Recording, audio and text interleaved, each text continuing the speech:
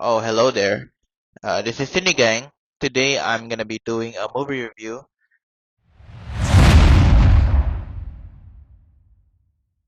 The movie that we're gonna be reviewing would be Transformers 2007, directed by Michael Bay. Now, the main reason why I'm doing a review of this movie because this movie is already 17 years old, and I decided I wanted to make a video review on this since this is my personal favorite Transformers movie growing up. I am excited to break down on what makes this movie stand out. I'll be summarizing the plot, discuss about the characters, the cinematography, the action, the CGI, the soundtrack, and of course whether this movie still stands out. I'm also gonna be discussing some of the common criticism and some part that I really like and I don't like, and maybe even some stuff that you guys didn't catch the first time around. By the end of this movie review, I hope this video entertained, changed your thoughts and opinion, and of course get a clear idea of whether this movie still hold up. So please grab a popcorn, drink, and let's get into it.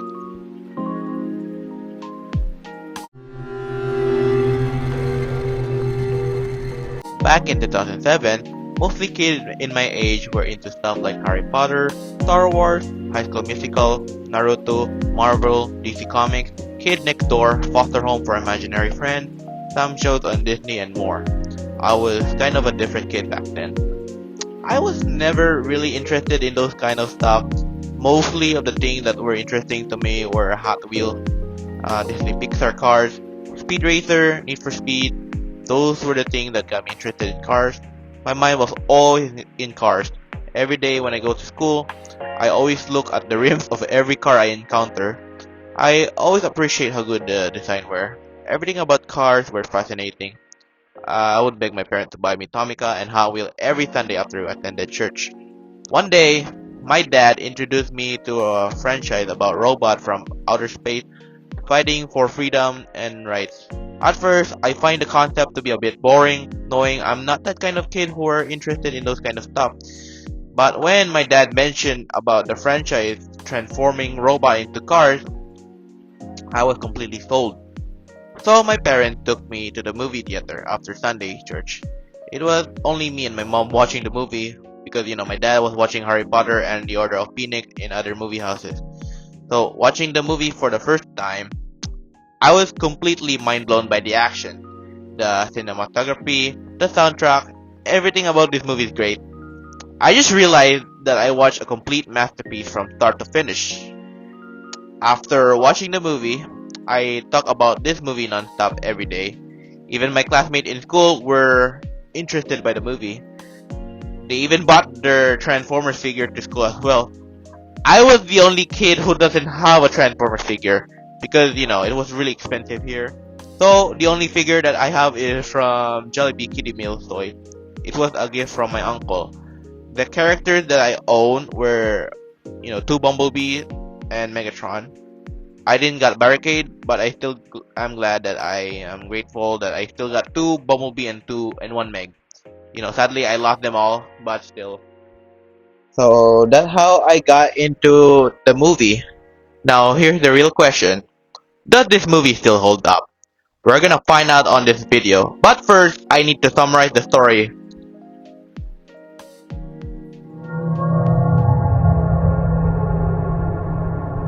The movie starts off with Optimus Prime, who is voiced by Peter Cullen, narrating the story of the Cybertronian, a race of sentient robotic beings from the planet Cybertron. A great civil war erupted between two different factions. The great heroic Autobot, led by the greatest leader of all time, Optimus Prime. Another infamous diabolical Decepticon, led by Megatron, who is voiced by Agent Smith from the Matrix movie, V from V for Vendetta, and Elrond from Lord of the Rings. This war was fought over by the Allspark, a powerful artifact that can bring Earth technology into life and reshape the world. To protect the Allspark, it was launched into space and crash landed on Earth. In the present day, we are introduced to the characters. Epps, a technical surgeon in the US Air Force, Lennox, the captain and the leader of the military team, and their friends. All of them were stationed at a base in Qatar. The military received a coordinate from a helicopter that was lost. This helicopter is none other than Blackout, who arrived on the base and began to destroy everyone and seek classified information about the old park. Blackout disabled the base communication and destroyed all of the facility. However, Lennox, F, and their team escape the attack. Meanwhile, in high school California, a high school student, Sam Witwicky, is giving a class presentation in his history class about his great-great-grandfather, Captain Archibald Witwicky, an Arctic explorer. During the class presentation, Sam is trying to sell his great-great-grandfather's possessions, his glasses, and other stuff, to his classmates. In order to raise money, his goal is to buy his first car. After Sam's classroom presentation, his father, Ron Witwicky, takes him to the used car lot to buy his first own car. However, Sam is drawn to a beat-up yellow Camaro, which turned out to be our favorite childhood character, Bumblebee, in disguise. Bumblebee caused more chaos, smashing another car window to ensure Sam chooses him. Meanwhile, at the Pentagon, where the US government become aware of an alien threat following an attack on the second base in Qatar by the Decepticon blackout. In this scene, the official and analysts scramble to respond to mysterious cyber disruption as they realize an unknown force is targeting their system. The sequence also introduced the character Maggie Madsen, who worked on decoding the alien signal and set up the global threat posed by the Decepticons. After the Pentagon scene, we cut back to Captain Lennox and Surgeon App and their surviving team member in Qatar Desert, stranded after the attack on the second base. The team make their way across the desert to reach a nearby village. Then, we cut back to our main hero, Sam, and his friend, Mile, where they take Bumblebee's camera to an open public lake. In this scene, Sam is trying to impress Michaela, played by Megan Fox, who's there with her boyfriend, Trent, a typical generic jock. Trent mocked Sam for talking about the football game that Sam tried out, belittling him in front of Michaela. Michaela, on the other hand, wanted to drive Trent's brand new Hammer, but then Trent refused to let Michaela drive, leaving Michaela frustrated and leaving him on her own. Sam watches Michaela leave the party until Bumblebee intervened by playing music through the radio and malfunction in a way that forces Sam and Michaela to leave together in the car. These lead to a scene where Bumblebee starts driving erratically on his own, making Sam frustrated and confused. Michaela just checks what's under the hood. Being impressed on the engine that Bumblebee has, Sam is surprised by Michaela's knowledge on engine. Sam tries to start up the engine, but sadly it didn't work, so Michaela has to walk on her own again. When Bumblebee started to work again, immediately Sam calls for Michaela and take her to their house, and they have a conversation. After Sam brings Michaela home, we're then cut to Maggie Madsen, who is working with a team of analysts who are trying to decode the mysterious attack. We transition to the Air Force One, where we see Frenzy, a Decepticon who transformed into a boombox, smuggle himself onto the plane. While on board, Frenzy accessed the plane's secure computer and began hacking into the government database to search for information on the Allspark and Megatron. Frenzy uploaded a virus that caused chaos in the Pentagon system, leading to the sequence where Maggie and her team struggle to identify the source of the attack. After Frenzy's mission, Frenzy escaped the Air Force One by transforming into his portable boombox form and sneaking off the plane undetected. He then met with Barricade, a Decepticon who disguised as a police Saline Mustang to continue the search for the Allspark and the glasses. Meanwhile, Sam wakes up in the middle of the night, finding Bumblebee to drive on his own. Believing his car to be stolen, Sam chases after Bumblebee on his own bike. Bumblebee leads Sam to an industrial area where Sam witnesses Bumblebee transform into his full robot form for the first time. After Sam witnesses his car for the first time, he then makes a message to his family and friends. Sam is then chased by the dog and is arrested by the police. Meanwhile, in the middle of the desert, Lennox, M, and their team, we all got ambushed by Scorponok, leading to a bigger battle. They successfully call in an airstrike and Scorponok retreat. The team may have survived, but one is injured. We shift back to Sam, who's just chilling on his room after getting arrested by the police. He went downstairs to get the milk until Bumblebee arrived home. Sam is still shocked by the event of what happened. Unsure of what to think of the situation, Sam called Mal about his Camaro being possessed by a demon. He then ran off on his mother's bike this time. Eventually, Sam got into an accident, and Michaela recognized him. She asked Sam if everything is okay. Sam has to run away to avoid the chaos. Michaela follows him. She later got stopped by a Saline Mustang who turned out to be Barricade. Sam then goes to the junkyard area, where Bumblebee can find him. He found a Saline Mustang and asked for help. Turns out that this Saline Mustang is actually Barricade. Sam then ran away from Barricade, but Barricade threw him like a rag doll, leading Barricade to interrogate, "Where's the glasses?" Sam escaped from Barricade. Both Sam and Michaela got into an accident again. Michaela is asking, "What is the problem?"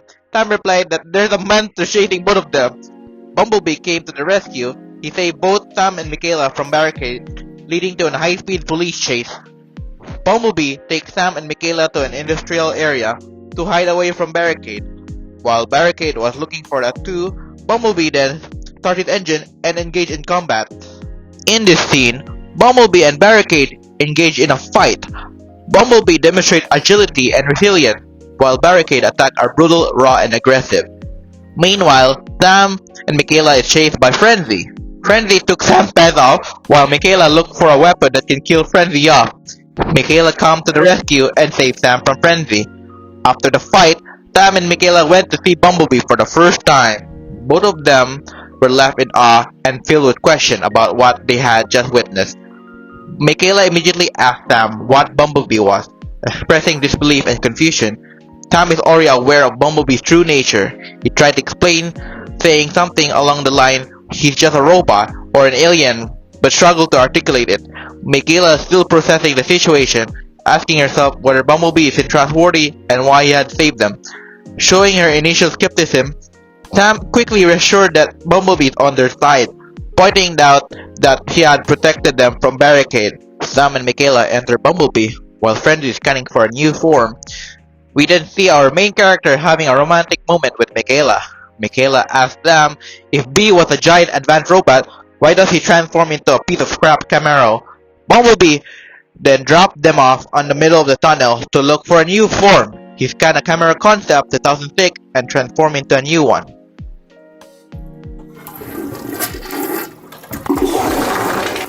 We then get to the scene where Bumblebee takes Sam and Michaela to the Griffith Observatory to see the meteor entering the Earth atmosphere. Those meteors are none other than the Autobots. Each of the Autobots landed in a different location, causing significant impact rates. One of them landed on a grass field, the others landed on a stadium, downtown, and a family's pool. The Autobots emerge from the crash site and take on the Earth vehicle mode to blend in. The Autobot regroup and locate Sam and Michaela. In the next scene, we see Sam and Michaela meeting up with the Autobot. Sam and Michaela watches the Autobot transforming into their robot form. The Autobot introduced themselves to both Sam and Michaela. Optimus Prime, the leader of the Autobot. Jazz, the first lieutenant. Ironhide, weapon specialist.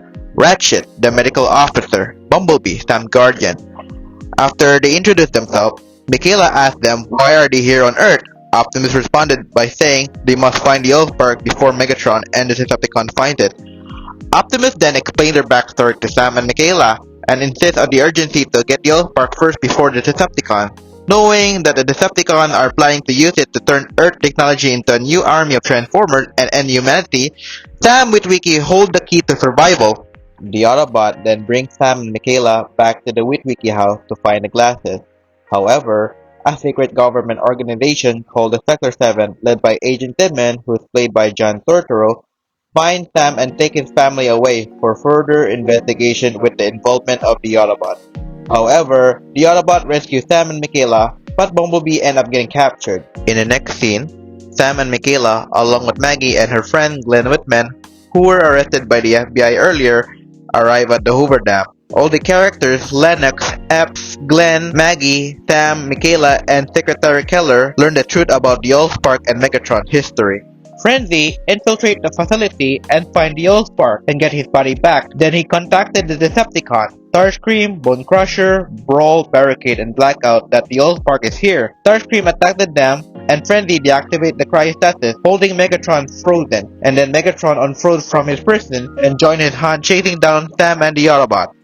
Meanwhile, Bumblebee has shrunk the Allspark to a reasonable size. They then go to a city where they can defend the cube from the Decepticons. The climax takes place in a fictional city called Mission City, where the human and the Autobot have to work together as a team to go against the Decepticons. While they work together, they both manage to take down the Decepticons. However, during the fight, Bumblebee is injured, Jet is killed by Megatron, Optimus arrives on battle against Megatron but gets folded. Starscream score against both Ironhide and Ratchet, while Sam is being chased by Megatron. Bumblebee take down Brawl, Lennox and the team finally take down Blackout. In this final battle, Sam has to decide Earth's fate. Optimus urges Sam to put the cube into his chest, which will destroy them both. Sam ultimately decided to end the conflict by pushing the Allspark into Megatron's chest, destroying both Megatron and the Allspark. In the aftermath, the US government cover up the event. All of the dead Transformers bodies are dumped into the ocean. Sector 7 is officially shut down. Ironhide took Lennox to his family, and Sam and Michaela start a relationship, and the Autobots have found their new home to stay, called Earth. The films end with Optimus Prime giving his speech to the surviving Autobot,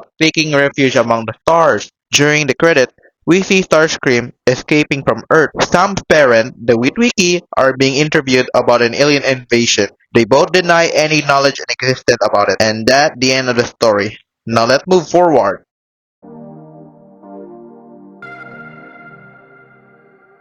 Okay, so now I'm done doing the recap of the plot. I'm gonna share my thoughts on the story. I think the plot, in my opinion, hold up pretty well. Well, it's not a masterpiece, but it's just for fun. I think they did a fine job. I like how they balanced the story about some teenager buying his first own camera, while at the same time, it also focused on the military side where they fight off with the impossible force. Now, when you think about it, the story for me feels like, your typical average 80s flick, with a modern hint. Like, think about it, guys. It's basically like a mashup of E.T., the extraterrestrial, Predator, Small Soldiers, Terminator, and other stuff. Well, I'm not complaining because I like how they blend in with the style of the 80s flick. I don't understand why people think this is the worst plot ever. This is exactly like Love Letter to every kid who grew up in the 80s. The reason why I brought up E.T. is because the relationship between Bumblebee and Sam it just kind of reminds me of Elliot and E.T. Now, for the Predator, I brought that up because the whole deserted battle scene where Scarponok is hunting down the remaining soldiers, it really reminds me of the Predators spraying the soldiers in the jungle. And just like in the movie, they were trying to figure out how to get rid of Scorponok the same way, Arnold Schwarzenegger tried to get rid of the Predator. And you notice the similarity, when they're like how Scorponok is spraying on the characters. It's exactly like similar to Predator. So not to mention Terminator as well. I love the parallel in this movie between two of my favorite movies. That one scene where Sam is being chased by Bumblebee and Barricade, it really reminds me of the T-1000 and the T-800 chasing down John Connor. Even the scene where the characters scan for a vehicle mode kinda had the same vibe. The Terminator is looking for a new disguise to blend in, except the huge difference is that the Transformers came from outer space while the Terminators came from the future. Oh yeah, I forgot about that one scene where Blackout wiped out the entire Quator base. It kinda had the same vibes where the T-800 destroy everyone at the police station. Even the Decepticon hologram that they use kinda reminds me of the T-1000s. Now for Small Soldiers, I don't know how to explain this, but there's a YouTuber named Marlin195, or should I call him Demacon or Demayacon, I don't know. He explains that, there are similarities between Small Soldiers and Transformers, and not gonna lie, when I was watching Small Soldiers, yeah, I can see the similarity, but I'm not gonna explain this because, there's already a guy who explained the story, so yeah, please watch that video. Alright, so let's talk about my favorite scene of all time in this movie.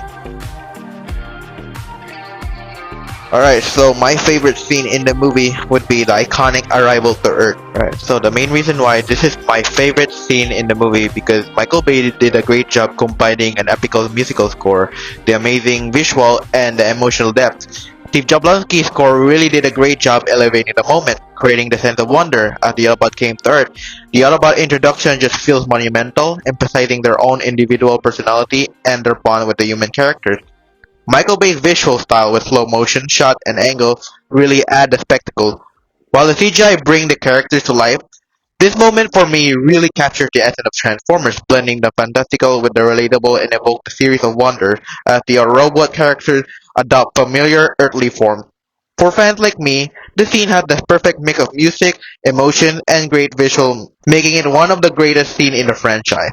So next thing we're gonna be talking about would be the action, the cinematography, the CGI, and the soundtrack. All right, I'm gonna go with the cinematography in this movie. Now, hear me out. The main reason why I love the cinematography in this movie is because to this day it still stands out due to the dynamic, visually striking that Michael Bay brings to the film. His use of sweeping wide shot and dynamic camera angles captures the grandeurs of the action sequences, making them feel so large than life. Michael Bay often employs rapid camera movement, intense close-up, and dramatic overhead shots that create a sense of urgency and excitement, which draws the audience deeper into the action. Additionally, his signature style use of vibrant lighting and high contrast add a sense of visual depth, making the characters and their environment pop on screen. The cinematography also emphasized the scale, often showing the characters in relation to their surrounding, which help convey the enormity of their size and power. Michael Bay's mastery of composition and his ability to balance chaotic action with moments of clarity ensures that even in a fast-paced scene, the audience can still follow the action. This combination of technique, style, and attention details make the cinematography in Transformers highly effective and memorable. Okay, so hear me out with the actions. Okay, so the main reason why the action in the movie is great is because the sheer scale, intensity, and seamless integration of the practical effect with CGI.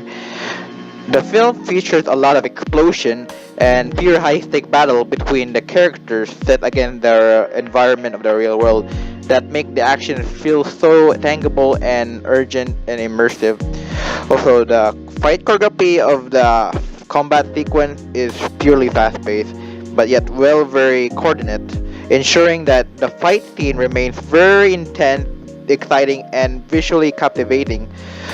The use of the CGI allows for intricate transformation and impressive visual effects, while the incorporation of practical explosions, stunt, and physical effects enchant the realism.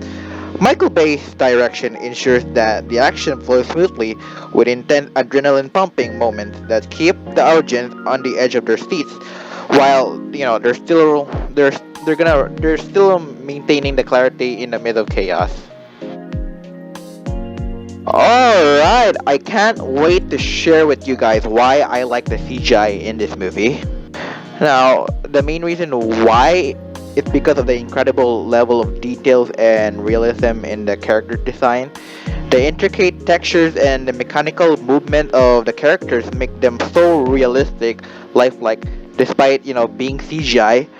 Another key factor is the movement fluidity of the sequences transformation, which is very fast and very comprehensible, showcasing the complexity of the characters changing form. So, additionally, the CGI integrates seamlessly with the live action footage, allowing the characters to interact naturally with the real world environment, reacting to lighting and physics in a believable way.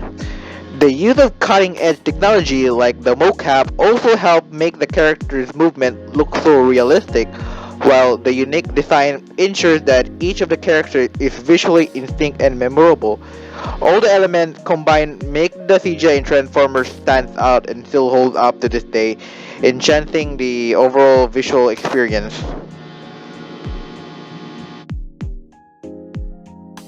Okay, so I know somebody hasn't talked about how amazing the sound design really are in this movie, so I'm gonna talk about them. So the main reason why I like the sound design in this movie is because the sound design masterfully blend the innovative effects with the immersive audio to create such a wonderful experience. Each of the characters has like a distinct auditory identity, from the mechanical wiring and clanking sound of their transformation to the powerful roar of their weapon and engine. To me, the sounds are very unique, not only to help define the characters, but also enchant the believability of the characters, making their action feel so realistic in reality. The dynamic soundscape complement the intense action sequence, where the booming explosion, metal on metal clashes, and rapid fire gunshot contribute the high energy atmosphere.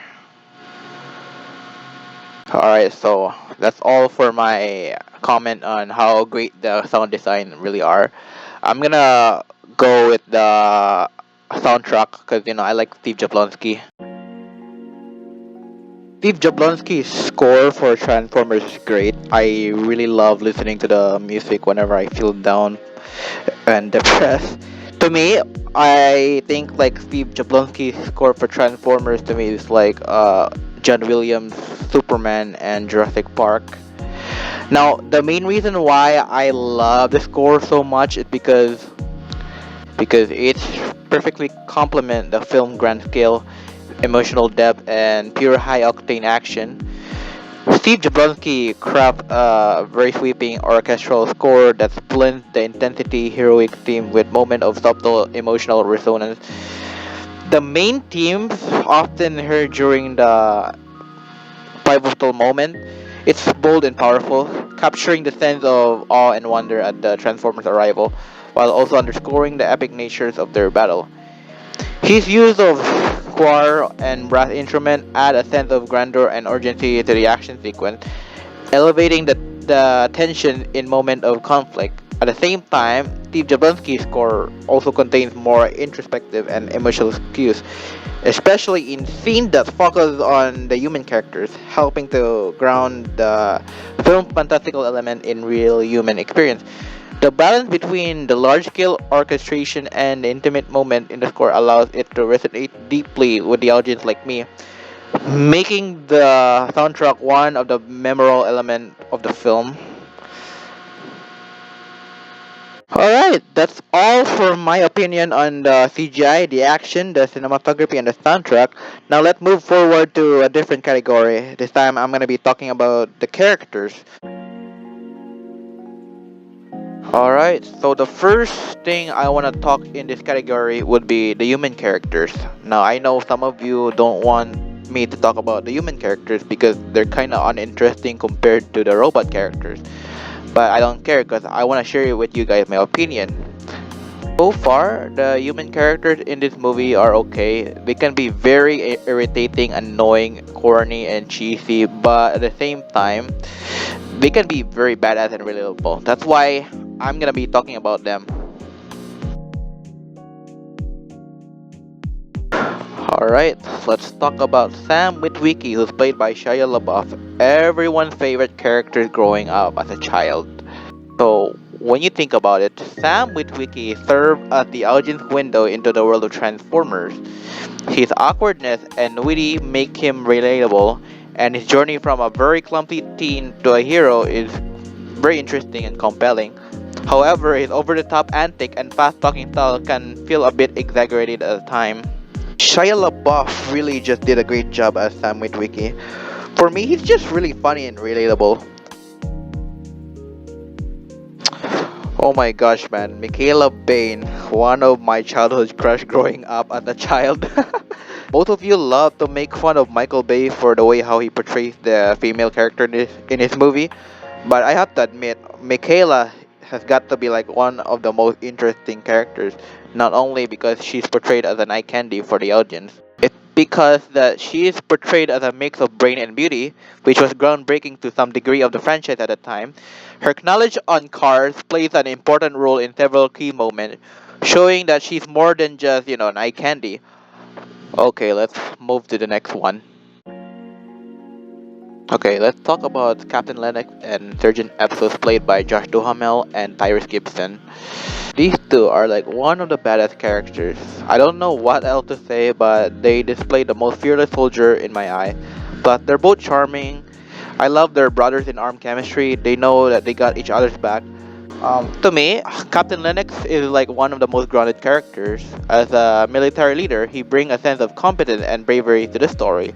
His dedication to his team and quick thinking during the combat make him one of the solid addition to the cast. Now for Sergeant Epps, Epps provided a comic relief while Sting being capable and relievable soldiers. Okay, for Lennox, Lennox is like one of the most grounded characters.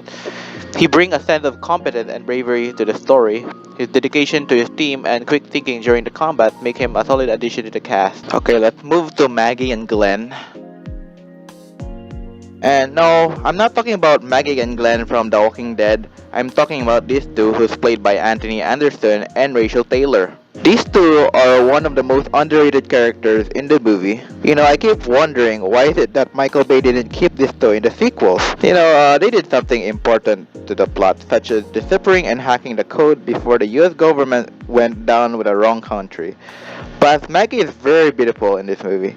This is probably like the only important character where she isn't sexualized by Michael Bay, but she's super smart. So I know every one of you didn't like the stereotype that Michael Bay put in his movie, such as Glenn being such a very loud black guy.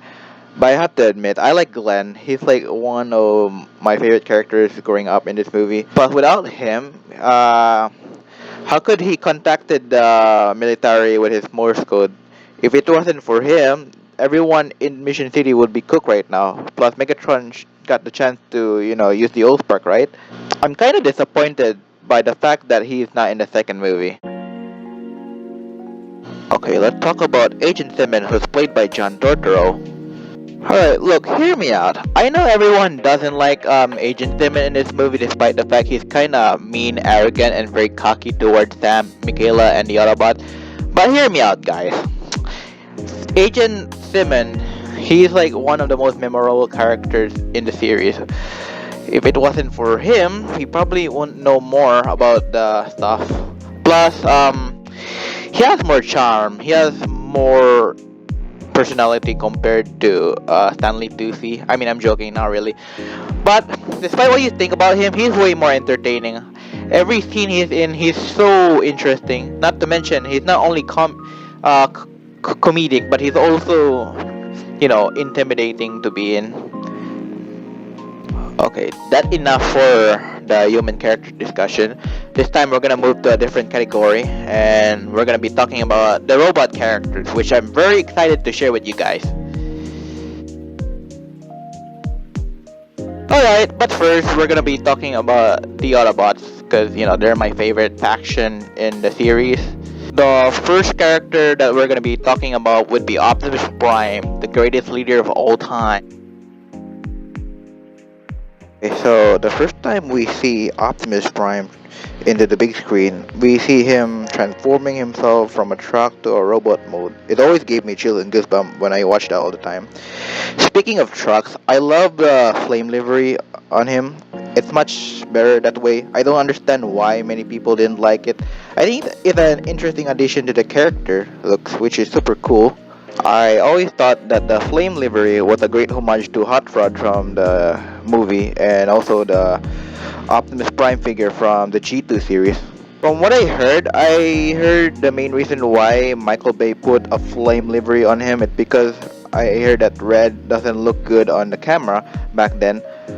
And plus, I'm surprised that, Michael Bay get a lot of death threats from fans when he made the choice to put a flame livery on this truck. I swear, man, G1 fans are like on the same par level with DC fans. They mostly complain about some new addition to the character, and they don't like it when there are some big changes to the character's look.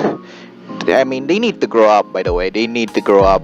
All right, so let's talk about Optimus Prime's design.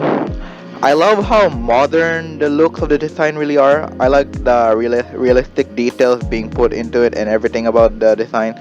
Plus, to me, it has like the hint of the original cartoon design, while at the same time it's trying to be more original and more unique. I think so far this is like one of my favorite design in the series. I don't care what people say, I love it. Okay, so let's talk about the character. This might be my most controversial hot take, but I have no problem with this version. I think this version of Optimus Prime is a lot more than he did in the next following sequel. He's more balanced here in this movie than he was in the sequel. Like, let's be honest, compared to the way he acts in this movie, he's way more calm and more sincere compared to Revenge of the Fallen. But yeah, I understand why he became so violent. But he's not bad here. I mean, there are times where he killed Bone Crusher. It was kind of out of character for him, but it was okay. Character in this movie shows to be way more calm than what he did the in other series. So yeah, at least they're trying to make him more calm, but at the same time being a complete badass.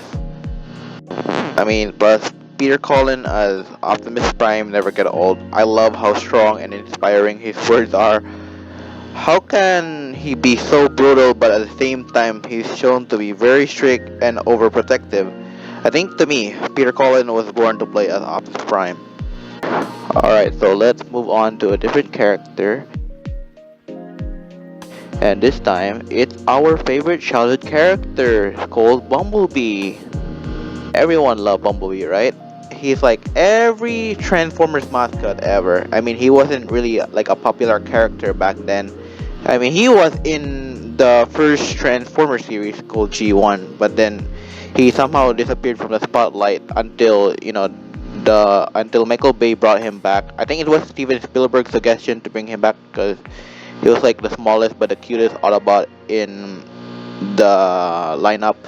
But he's small and I love him and I don't care. It's been like 17 years already, but he's still my personal favorite character growing up. I have all the collection of him in my room. But yeah, plus this guy is one of the main reason why I love Camaros, and till to this day I still love Camaros. And but I'm very happy that he's now popular among the characters. I don't care if people hated him. I like him. Okay, let's move on to another character.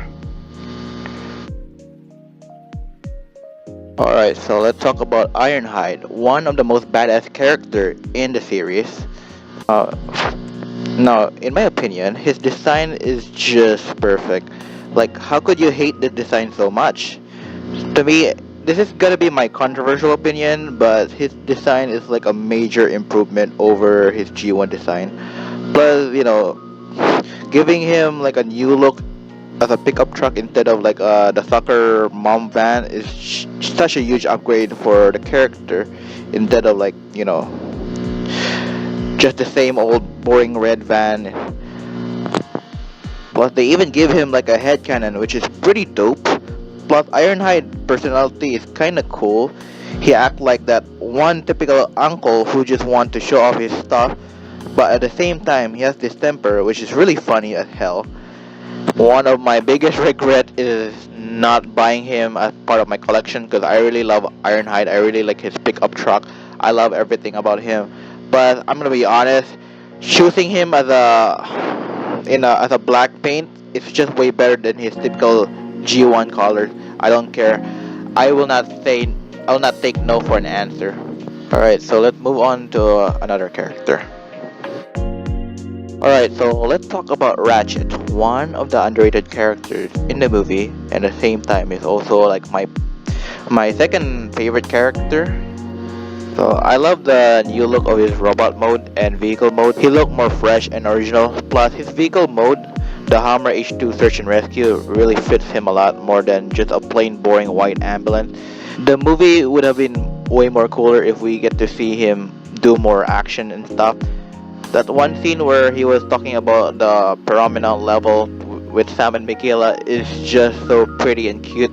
I wish I could get a figure of this guy someday. Okay, let's move on to another character, and this time it's Jazz. Oh my gosh, Jazz, one of the most wasted characters. As much as I love his character, the guy is just completely wasted. I wish we could have seen more of him. But nah, I think Michael Bay had to kill him off as a character. I wish Michael Bay didn't kill him off too early.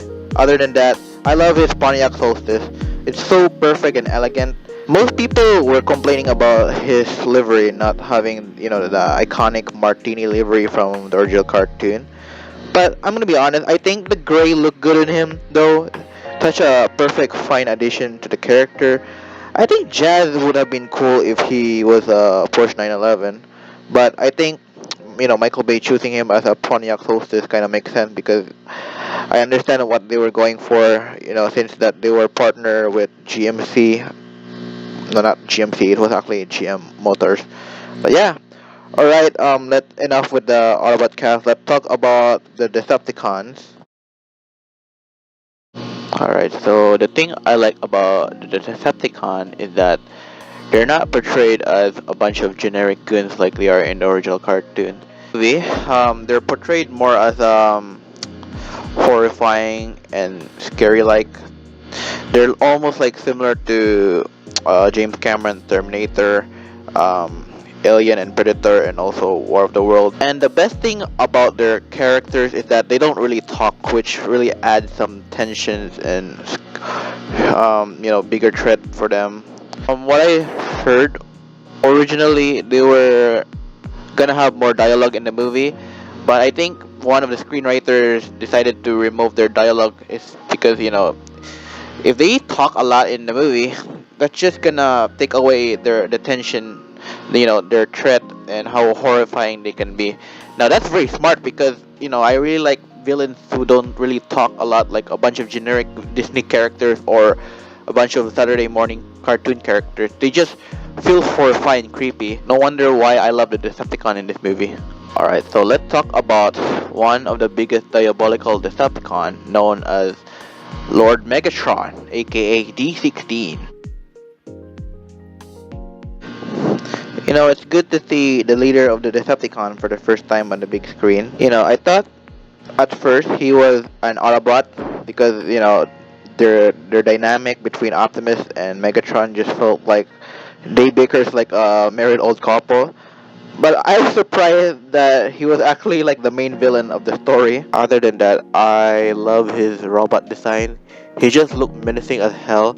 Now, I know most people were complaining about his design for not looking too similar to the original cartoon, but I have no problem with it. I understand that people wanted to see him with a huge ass cannon, but I think I respect their choices for not giving him, a huge ass cannon because it kind of looks stupid on the screen, but he already like show off his cannon when he was trying to fire Optimus. Plus, his jet mode is actually great. I know most of you are disappointed when they gave him a jet mode design because in the original cartoon he was also like a pistol with a scoop. But I'm gonna be honest with you. I think this change is better in my opinion because the idea of him turning into like a small pistol is just stupid to me. It doesn't work in live action. I don't understand why mostly people want to see him in a classical design. Like I don't get it, guys. This is a live action movie. Not everything has to be like the original cartoon. As Shia LaBeouf said, that you need to mature up and evolve your characters instead of like just being stuck with one version of the character because if you don't update your characters, the general audience are gonna think it's stupid to look at. I mean, I get it that this whole thing is supposed to be like a movie based on a toy franchise, but come on, guys, you gotta be real. But I have to admit, I like this Megatron. He's just horrifying and menacing. I wish like in the next sequel he was anything like this because he wasn't really horrifying in the sequel compared to this one. He was like more of a loser. But yeah, whatever. Anyway, next topic. Let's go with Barricade. Alright, so just like Bumblebee, Barricade is also one of the reasons why I love Mustang so much. Plus, the idea of turning him into a Decepticon instead of an Autobot was such an interesting choice because for some reason it kind of reminds me of the T-1000 from the Terminator movie, where the guy has to disguise himself as a police to he can gain trust from John's foster parent. Now I understand what Michael Bay is going on here because he was heavily praised by James Cameron, so I can understand where this is going. Plus, Barricade to me is such a badass character. The first time we saw him in a big screen, you can tell, judging by the way he transformed, he was horrifying and menacing as hell. The way he asked Sam for his username, oh my god, that still gave me chills. But I like his slogan on his Mustang, the way it says to punish and enslave. That really fits his character so much. I love everything about Barricade. But the only thing I regret this guy is that I don't really have the first figure of him from the first movie. The only figure I have was from the last night, which is not bad, but it was not accurate. But whatever. I love him. I think I'm proud to have him as part of my collection. I'm proud. Now, let's move on. And this time, we're gonna talk about Blackout. So, now, this is the first Transformers that appeared on a live action. Seeing him for the first time was really horrifying as hell. Because, the way he transformed slowly and he ended up attacking everyone through the headquarters. It was really horrifying. Gotta admit that this guy killing everyone just reminds me of the T-800 killing everyone at the police station from the first Terminator movie. I love his robot design so much, and the helicopter mode. It's so unique and awesome. I remember people at first got confused that this guy was supposed to be Shockwave or Soundwave because of the way he blew everything up. But I'm glad that he's not. Alright, so let's move on to a different character. This time we're gonna go with Frenzy. You know what? This guy is like a big gremlin. I like him a lot. He's silly and goofy, but at the same time, he's just horrifying as hell. The fact that this guy's out mode is a radio is a pretty smart and clever homage to Soundwave original mod from the cartoon. Since Soundwave minion in the original cartoon has Frenzy, but other than that, this guy is a complete sneaky bastard. He kills every agent on the plane. Plus, his design was really scary as hell. It's a great upgrade from the original cartoon. That's just my opinion, okay? Alright, so now moving on, let's talk about Starscream, the Dorito boy. So, most of you keep making fun of this guy's Dorito design, but I have to be honest, I have no issue with him. He's kinda cool. I love the fact that he still has a bit of his cartoon counterpart, but at the same time, he's also a complete menace. But have you seen him taking down Ratchet and Ironhide? That was really badass. That was like the biggest spotlight in the movie. I also love that they made him into an F-22 Raptor instead of an F-16. He looked cool, and I'm really glad to have him as part of my collection. Alright, so let's move to Brawl, aka Devastator. So I know most of you are getting sick and tired of me repeating the same compliment, but please hear me out on this one. Brawl design was pretty badass and great. I love his tank. I love how, despite the fact that this guy was taken down by the soldier, that dude still managed to stand up and fight back. Sadly, he got killed by Bumblebee later on. He's still cool in my book. Alright, so let's move on to another character, but this time it will be the last of the list. Last but not least, Bone Crusher. Alright, I gotta tell you, I love this guy. My man literally killed everyone at the highway. He almost stand no chance against Optimus, but at least he tried. But I do love him. He's terrifying as hell. The vehicle mod just looked really awesome. It sucks that he was killed off easily, but whatever. Justice for my boy Boney. Alright, that's enough talk. Let's talk about the positive and negative part of this movie.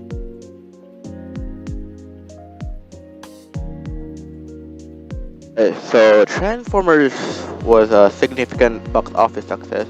It's received like 709.7 million dollars at the box office worldwide. In the United States and Canada, it also earns like 319.2 million dollars, making it the third highest grossing film of 2007 in this region. Alright, so the best thing about watching this movie is that it revived the whole franchise. It was about to fade into obscurity until Steven Spielberg brought it up and he let Michael Bay directed it.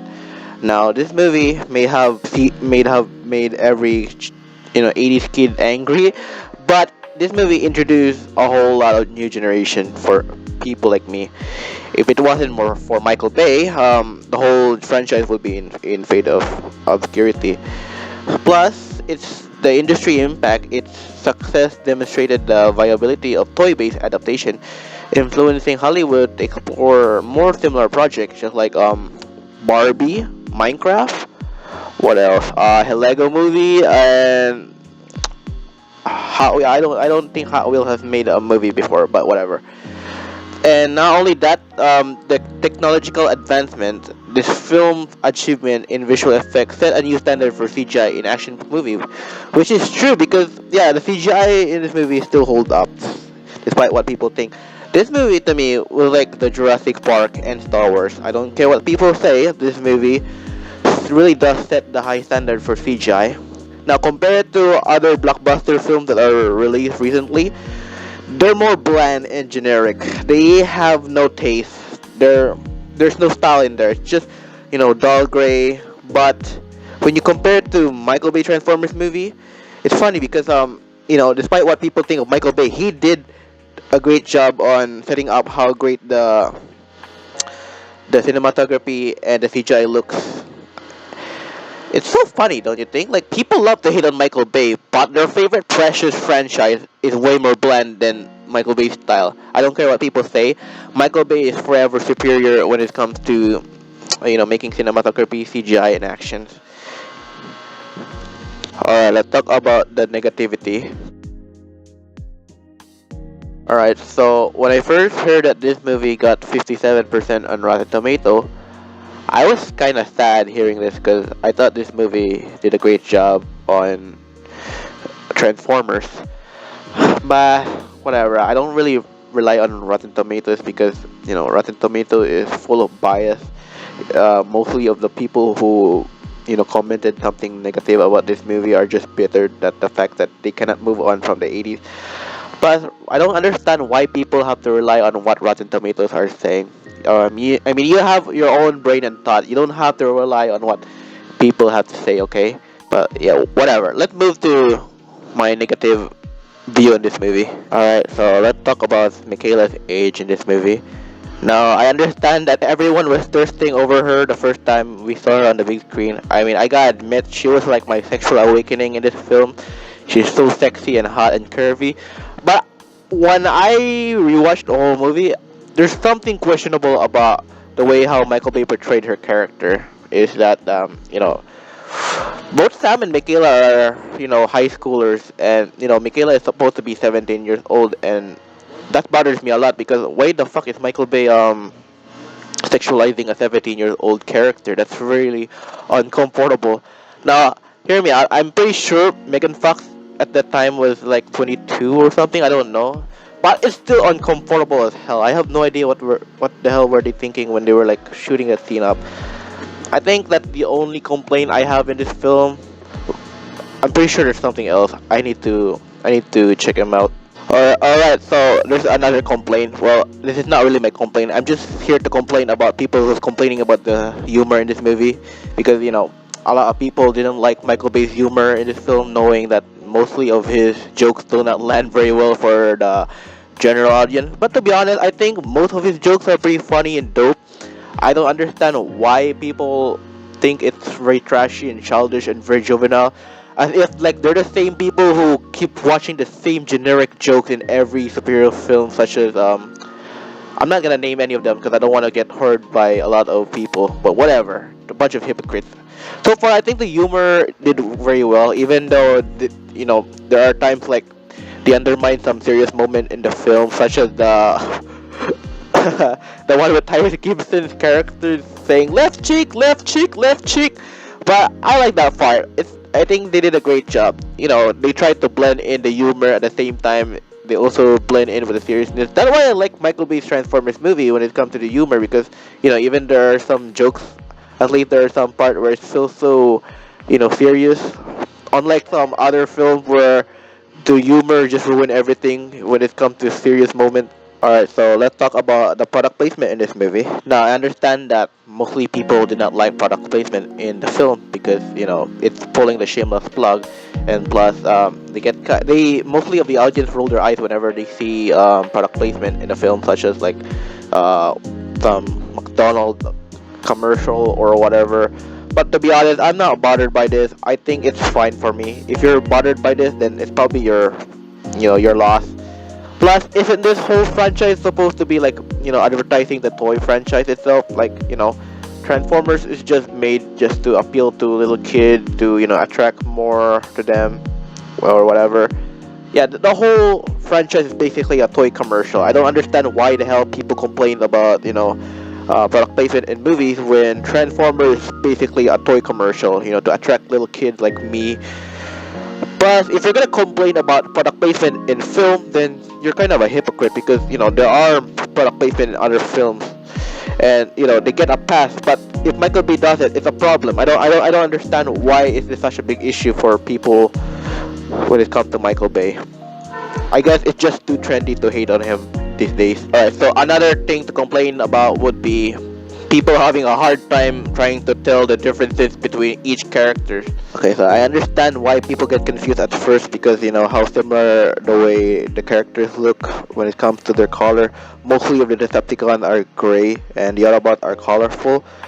But that probably just their skill issue. Like, how can you be confused when the G1 design look exactly like this? Like, I cannot tell the difference between each of them when all of their design look so similar in a way. I have to be honest. I always hated this argument when I watched this film as a child. I never had issue identifying who was who. I think the only reason why people complain about this because they're just being a complete haters and they like to complain about everything. I'm pretty sure if these characters are in their G1 design, nobody will have an issue on the way they look. I already talked about the impact of the franchise earlier, but I decided I wanted to make it more fleshed out and understandable and everything. But let's do it.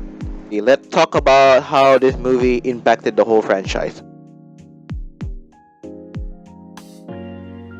I know. Mostly people love to make fun of Michael Bay for too much explosion and for ruining the lore of the Transformers franchise. But you know what? Without him, we probably couldn't have everything in this franchise. We probably couldn't have the Transformers Prime series, Transformers animated series, the War for Cybertron and Fall of Cybertron, and other stuff. Plus, without him, this franchise would have fade nowhere. It would lead nowhere. Nobody's gonna know about Transformers. Nobody knows about the characters, despite what people think. Plus, I know that people wanted to forget what Michael Bay did for the franchise, but you cannot deny that mostly of his influence are everywhere. But you can see it nowadays. Plus, such as like Pacific Rim, Iron Man, Real Steel, and more. Plus, Michael Bay's influence are still in the recent Transformers movies, such as Bumblebee, Transformers Rise of the Beast, and Transformers 1. I know that these movies were beloved by the true fans, but please, you cannot deny that the influence on Michael Bay is still there. It's still and always be there, no matter how much you hate him. But I don't care what people say. I think Michael Bay was the main reason why I love filmmaking so much. I really want to study filmmaking. The Transformers movies has always been like integral part of what I want to be when I pursue filmmaking. I don't know if it's possible, but nothing is impossible, whatever. So yeah, thank you, Michael Bay, for making Transformers relevant to the big screen, no matter how much people hate you for it. Thank you for bringing Bumblebee to the big screen. Thank you for making Optimus into a flame truck, and Ratchet and Hammer and Ironhide a pickup truck, and Jazz, even though he was killed, he's still a badass character. And thank you for making the Decepticon horrifying and creepy as hell. But they're just 10 times way better than the G1 cartoon design. But thank you for everything, Michael Bay. Thank you for bringing Steven Spielberg and Steve Jablonsky to your movie. Thank you for everything. Alright, so here is the question that you guys have been waiting for. Does this movie still hold up? We'll find out. Alright, so that's all for today. I hope you guys enjoy my review. I know it could have been like more, but that's all I have to give for you guys. I hope you guys enjoyed the video. Don't forget to like, comment, and subscribe. I'll see you guys soon. Okay, don't worry. This is not gonna be like my last movie review. Actually, there's still gonna be more movie to review. The second movie that I'm gonna be reviewing soon would be Man of Steel. And also, my apologies for taking this video so long. I started making this video back in December, last December. Supposedly, I was supposed to upload this video on January, but then I have to pay attention to every detail when I'm editing. Plus, I was kind of busy with college and other stuff. But yeah, I'm glad to upload this video. So yeah, thank you guys so much. I'll see you guys in the next video. So bye.